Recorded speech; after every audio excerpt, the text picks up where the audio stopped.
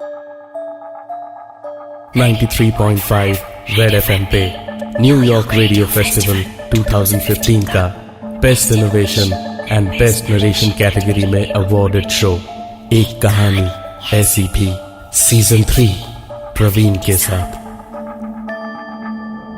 हमारा नाम जितेंद्र पाल है। कहते हैं यहां ये मुर्दा घर जहां हम काम करते हैं बहुत ही अजीब है। प्रेत पिशाच बसते हैं, सबने कहा था। और जिनसे हमने ड्यूटी ली थी उन्होंने हमें पहले ही बता दिया था कि सारा कागज पत्तर का काम पूरा सही रखना, कुछ भी गड़बड़ मत करना। हम भी सोचे कि मुर्दों का भी अब का रिकॉर्ड रखें। काम शुरू किया हमने और 1-2 दिन बड़े आराम से निकल गए। तीसरे दिन हम देर रात गए, बाहर ही खड़े थे जब अंदर से एक आवाज आई। हमने बाहर से दरवाजा जरा सा खोलकर झांका तो कुछ भी दिखाई नहीं दिया। सब ठीक ही लगा हमें, कुछ भी टस से मस नहीं हुआ था अंदर। शायद नई नई जगह है, इसी मारे कान बज रहे हैं हमारे। यही सोचकर हमने दरवाजा बंद किया और फिर अपनी कुर्सी पर बैठ गए। मुश्किल से आधा मिनट बीता था जब एक बार फिर से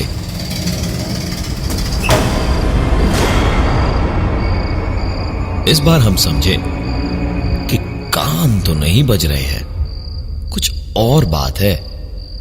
डरते हुए फिर दरवाजे से अंदर झांका तो देखा फिर सब कुछ ठीक था, कुछ भी गड़बड़ नहीं था। हम कुर्सी पर बैठ के सोच रहे थे कि ये सब आखिर हो क्या रहा है, जब एक बार फिर से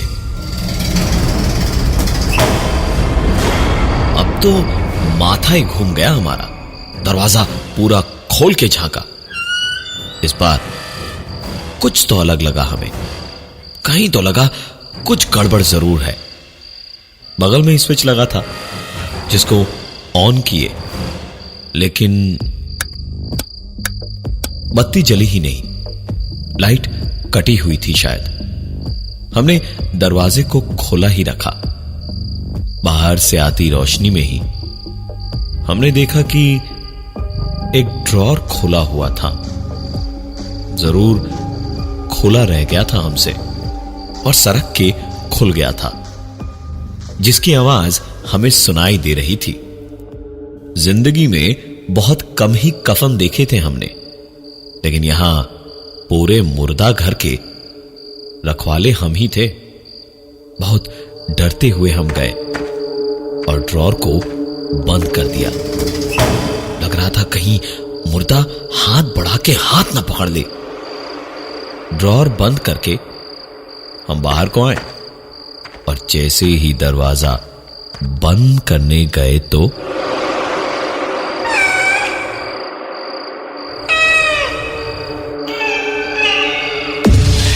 बच्चे के रोने की आवाज आने लगी। मुर्दा घर में बच्चा कहां से रोएगा, यह सोचने की हिम्मत तो नहीं थी, लेकिन फिर हिम्मत पूरी बटोरकर हम अंदर घुसे। आवाज अंदर बाईं ओर से आ रही थी। उधर देखा तो बर्फ की सिल्ली बनकर जम गए हम वहीं। 3 ही मीटर दूर रहे होंगे हम उससे। 10 मिनट पहले ही वहां एक मुर्दा रखे थे हम, याद था हमें। और इस वक्त हमें 2 चमकती हुई आंखें दिख रही थी और रोने की एक डरावनी आवाज आ रही थी। हम भागना तो दूर की बात है, हिल भी नहीं पा रहे थे। और तभी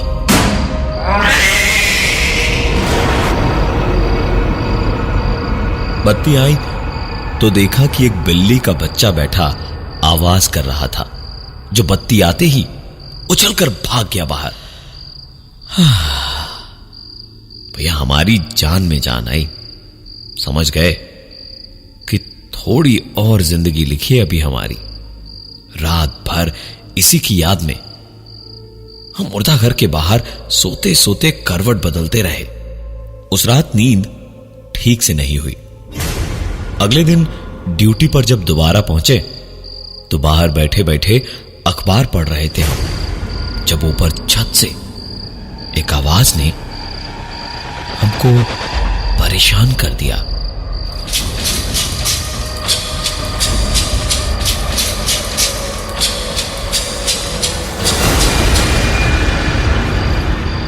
हमने आवाज को ध्यान से सुना, तब समझ आया कि यह आवाज छत से आ रही थी। छत पर जाने का रास्ता पीछे से था। पुरानी लोहे की सांप के कुंडी जैसी गोल गोल सीढ़ियां थी। हम धीमे धीमे एक एक सीढ़ी चढ़ तो रहे थे, पर बहुत बुरा हाल था घबराहट के मारे। जैसे जैसे छत दिख रही थी, डर लग रहा था। पता नहीं क्या दिखेगा, और बिल्कुल वैसा ही हुआ। दूर एक कोने में छत पर कोई बैठा था और पत्थर से छत की जमीन पर लंबी लंबी लकीरें खींच रहा था।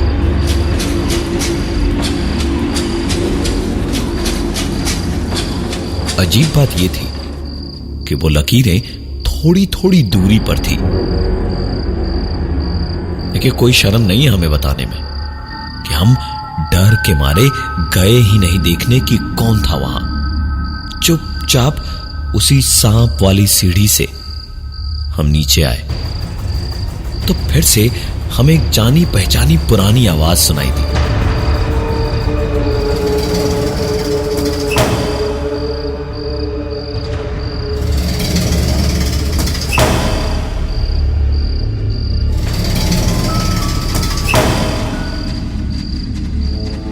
हम इस समय इतना डरे हुए थे जितना हम शायद कभी नहीं डरे थे। बहुत हिम्मत करके अंदर घुसे तो देखा कुछ ड्रॉर खुले हुए थे। हम ऊपर वाले का नाम लेते लेते एक एक करके ड्रॉर बंद करने लगे और आखिरी ड्रॉर बंद करके एक सांस लेकर बस ऊपर देखे ही थे तो पाया कि जितने ड्रॉर बंद किए थे उन सब के ऊपर छत पर लकीरें बनी हुई थी।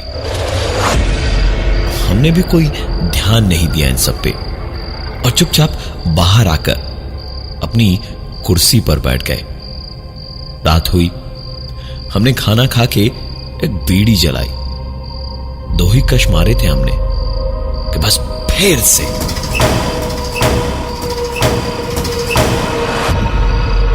बहुत बहुत डर लग रहा था। लेकिन एक ही बात का सहारा था कि अभी तक कोई नुकसान नहीं हुआ था हमें। अंदर झांक के देखा तो ड्रॉर खुले हुए थे। ऊपर वाले का नाम लेते लेते शांति से सारे ड्रॉर मैंने एक एक करके बंद किए और पता नहीं क्या सोच रहे थे हम कि हमने छत की ओर देख लिया तो फिर से देखा जितने ड्रॉर्स खुले थे उन सब के ऊपर छत पर लकीरें बनी हुई थी। हम किस्मत को कोस तो रहे थे लेकिन शुक्र भी मना रहे थे कि चलो जान माल का नुकसान तो कुछ भी नहीं हुआ है। बैठे बैठे अपनी कुर्सी पर ही सो गए। लेकिन ससुरी हमारा सुकून कैसे बर्दाश्त हो सकता है किसी को भी। एक आवाज से हम जागे।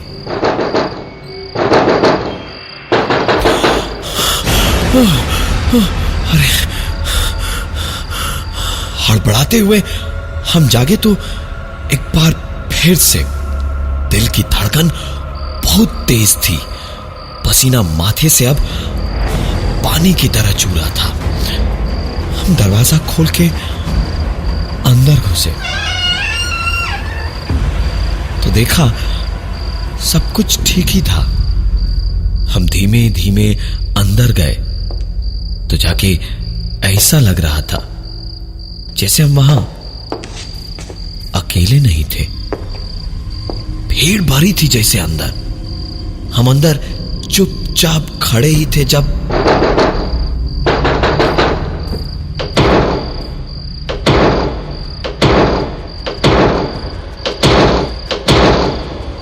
इतनी तेज आवाज थी कि हमारी आंखों में अब आंसू भर गए थे।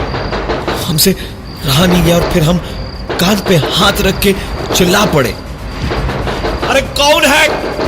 क्या चाहिए तुमको? काहे हमारे पीछे पड़े हो? अरे बंद करो ये शोर शराबा और चुप हो जाओ। हम जैसे चुप हुए, चारों ओर सिर्फ सन्नाटा ही सन्नाटा था। फिर आंख खुली तो हमने देखा कि हम सपना देख रहे थे। बाप रे बाप, सपने में ही ना मर गए होते अगर कुछ देर और सपना देखा होता। हमने पास पड़ी बोतल के पानी से मुंह हाथ धोया और अखबार उठाया पढ़ने के लिए।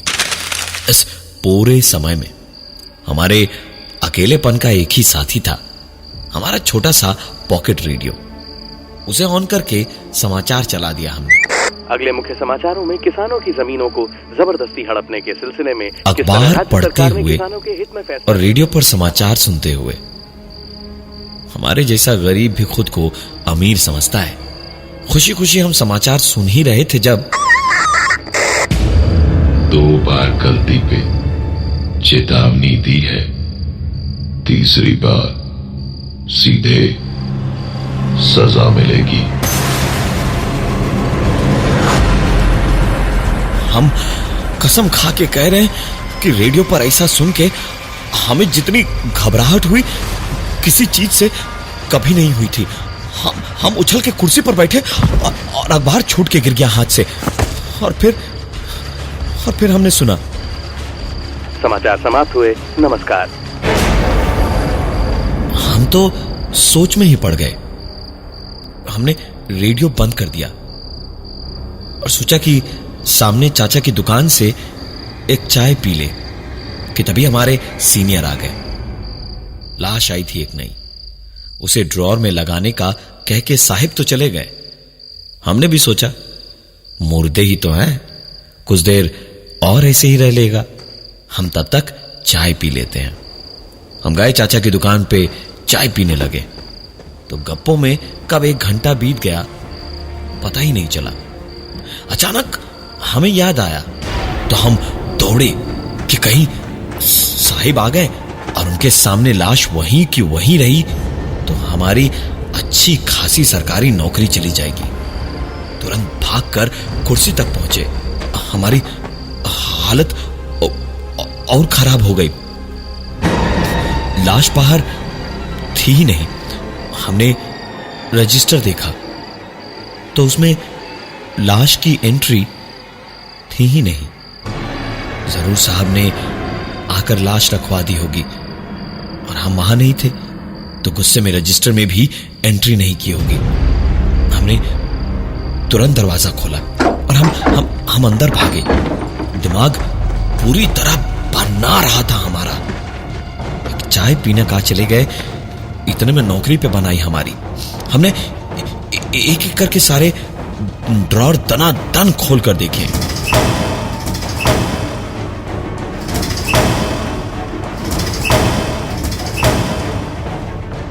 कहां किस में रखी है लाश, कम से कम हम देखकर रजिस्टर में एंट्री कर दे ताकि बवाल थोड़ा कम हो। हमने सारे ड्रॉर देख लिए, लाश मिली ही नहीं। तभी नजर किनारे की आखिरी 2 ड्रॉर पे गई, इन्हीं में से किसी में होगी। हमने खींच के ड्रॉर खोला तो डर से हमारा चीखने को मुंह तो खुला लेकिन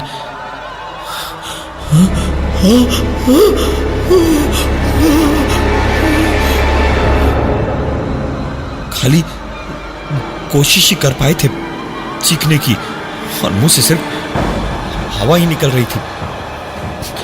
आंखों में आंसू भरे थे, और सामने ड्रॉर के अंदर छत पर जो पागल दिखता था, वही पागल लेटा था, जो गुस्से में लेकिन हंसते हुए हमसे बोला,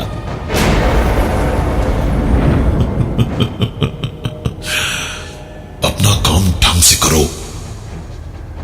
मुर्दे हैं तो क्या हुआ, इनकी भी इज्जत करो।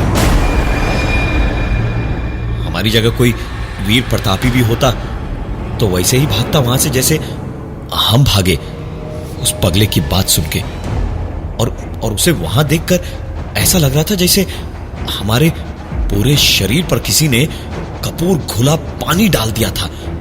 डर के मारे कान तंदूर जैसे गर्म हो गए थे, और बाकी शरीर बर्फ जैसा ठंडा था। हमने मन ही मन सोच लिया था कि बस कुछ टाइम बचा था ड्यूटी खत्म होने में, तो बस खत्म करके भाग लेंगे, लेकिन अंदर अब नहीं जाएंगे। लेकिन हमारी खुशी तो न मुर्दों को बर्दाश्त थी न जिंदा लोगों को। साहिब फिर से आ गए एक नई लाश लेकर। हमने सोच लिया था कि हम अंदर नहीं ले जाएंगे, लेकिन फिर सोचा दूसरा गार्ड थोड़ी देर में आएगा तो रजिस्टर में लाश के आने का टाइम देख के कहीं कंप्लेन न कर दे। हम कुछ देर इधर उधर टहले और फिर सोचा कि कब तक टालेंगे, इसलिए अंदर ले गए लाश को। लाश किसी लंबे इंसान की थी, और एक कोने के छोटे से ड्रॉर में मैंने किसी तरह कोशिश करके उसे डाल ही रहा था जब मुझे मेरे कानों में सुनाई दिया, ये तीसरी और आखिरी गलती है तेरी, अब सजा मिलेगी। अंदर हमसे रुका नहीं जा रहा था, तो क्या हम लाश के बराबर की ड्रॉर ढूंढते? जिंदा हम थे तो हम अपनी सोचे कि किसी मुर्दे की। हम बड़े आराम से मुर्दे को अंदर रख के बाहर आए। कुछ देर चचा की दुकान पर गए, चाय पी, गप्पे लड़ाई, और फिर कुर्सी पे पता नहीं कब बैठे बैठे नींद आ गई। समझ ही नहीं आया हमें। हल्की हल्की सर्दी थी तो नींद बहुत बढ़िया आ रही थी। बड़े आराम से हम सो ही रहे थे जब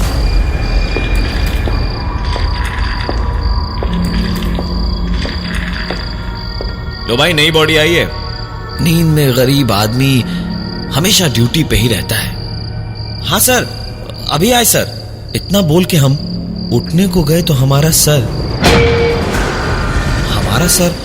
बहुत तेज किसी चीज में लड़ा। हाथ पैर भी हिला नहीं पा रहे थे हम। सांस भी समझे कि मुश्किल से ही आ रही थी। बहुत घुटन हो रही थी, लेकिन ठंड बहुत लग रही थी। अजीब सी बदबू से हमारा सांस लेना दुश्वार हो रहा था। हमने हाथ पैर पूरे ताकत से मारना शुरू किया और चिल्लाने लगे,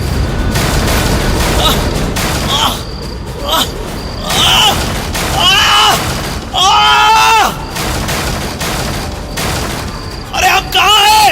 कोई है? अरे निकालो हमें यहाँ से कोई! अरे कोई तो सुन लो! अरे हमें निकालो यहाँ से! हम चिल्ला के जब थक गए, पूरी तरह चीख के गला छिल गया था हमारा। तभी अचानक जैसे भूकंप आ गया। मुर्दों को जैसे हम ठूस के ड्रॉर में रखते थे, वैसे ही हमें भी एक ड्रॉर में बंद किया हुआ था। ड्रॉर खुला और हमारी आंखों के सामने वही पागल हंसता हुआ खड़ा था, और हमारी ड्रॉर के ठीक ऊपर छत पर एक लकीर बनी हुई थी। आज नए गार्ड का पहला दिन है। चाहकर भी उसे बता नहीं पा रहे हैं कि आने वाली हर बॉडी को पूरी इज्जत से संभाले। सबसे पहली बॉडी तो उसको हमारी जितेंद्र पाल की ही मिली है ना। मैं हूं प्रवीण और ये थी आज की एक कहानी ऐसी भी।